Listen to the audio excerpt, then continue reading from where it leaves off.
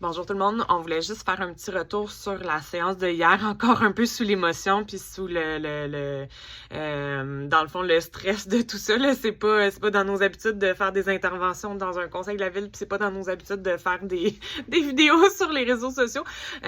Donc juste pour vous dire, un des arguments de la ville, c'était qu'ils subventionnaient un service qui était sous-utilisé par les parents. Donc, il y avait de l'argent des contribuables qui était utilisé pour quelque chose qui était sous-utilisé. Donc, on leur a dit, s'il est sous-utilisé, c'est parce que vous prenez pas le temps de regarder les présences puis les absences, puis ça, c'est pas notre problème à nous. Fait que de un, la solution, c'est pas d'augmenter les tarifs, c'est de vérifier les présences puis d'ajuster les effectifs en conséquence. Puis je pense qu'il n'y a pas un citoyen qui est capable de dire qui est fâché que la ville mette de l'argent des taxes pour subventionner le camp de jour des enfants puis des familles. Monsieur Savard le dit à la fin de la réunion. Lui, c'est un grand-père, puis il y a pas d'enfants au camp de jour, puis il est fier que la ville prenne de l'argent puis subventionne le camp de jour pour nos familles. Fait que si vous nous demandez si on veut une baleine dans le centre-ville ou si on veut une ballerine ou si on veut que la ville subventionne les camps de jour, ben on veut que la ville subventionne les camps de jour. Puis je pense qu'il n'y a personne qui est capable de dire le contraire présentement. Puis de tout ça, on n'a jamais entendu un citoyen se plaindre de ça. Puis je pense que c'est une idée préconçue de la ville puis que c'est pas la réalité. De deux, ils nous ont parlé beaucoup d'inflation puis que la ville avait des coûts aussi. Puis en fait, ils nous ont parlé d'inflation puis ils nous ont parlé aussi de la COVID. Rapidement, là, comme ça, je suis capable de vous dire que le camp You, là, il a commencé en 2022. Fait que la COVID, là, ça faisait déjà 2 ans. Fait que là, l'argument de la COVID, là, quand ils ont fait l'appel d'offres, puis quand ils ont donné le contrat à You, ça faisait déjà 2 ans de la COVID. Fait que arrêtez de me parler des frais reliés à la COVID, là, c'est pas vrai. Puis de deux, c'est la 3e année là, du contrat de 3 ans du camp You. Fait qu'il y a un contrat.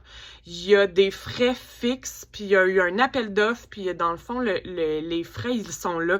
Fait qu'il n'y a pas de variation de frais Dans le fond, c'est pas le camp You qui a doublé ses frais d'effectifs. Le contrat, il est là. Ils doivent se fier au contrat qu'ils ont obtenu suite à l'appel d'offres. Fait qu'ils peuvent pas le changer en cours de route. Ils peuvent avoir prévu dans le contrat là, des variations de frais, d'une inflation, mais ils peuvent pas... Donc, dans le fond, quand la ville nous parle de COVID, puis quand la ville nous parle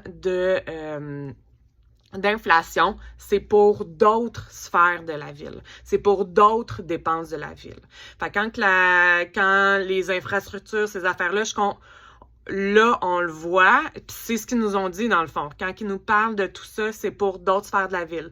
Donc, ce qu'on comprend, c'est qu'ils ont décidé de diminuer les dépenses de la ville dans le camp de jour assez facilement en se disant, on pense que les familles sont capables de payer 500 $ par enfant pour un camp de jour, que c'est pas déraisonnable, que la majorité des familles vont être capables de le payer, que là, nous autres, on va pouvoir diminuer nos dépenses, puis on croise les doigts que les familles qui seront pas capables de payer cette augmentation-là vont aller chercher des ressources un peu partout dans nos beaux organismes communautaires.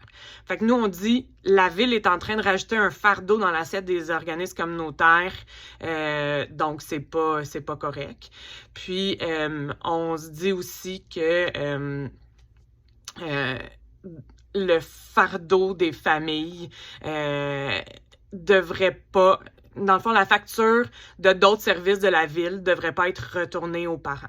Fait que c'est vraiment là ce qu'on entend. Dans le fond, la ville a diminué de moitié son implication financière dans le camp de jour, va prendre cet argent-là puis va le mettre ailleurs, elle va diminuer ses dépenses dans le camp de jour, elle va perdre moins d'argent dans le camp de jour, puis elle va pouvoir le réinvestir partout, dans d'autres choses. Mais le prix du camp de jour changera pas, l'offre de service au camp de jour changera pas. Puis c'est les familles de Mont-Tremblant pour un service essentiel. Ça, on le répétera jamais. Entendre le maire comparer dire que d'inscrire son enfant au hockey, c'est aussi important que de l'inscrire au camp de jour.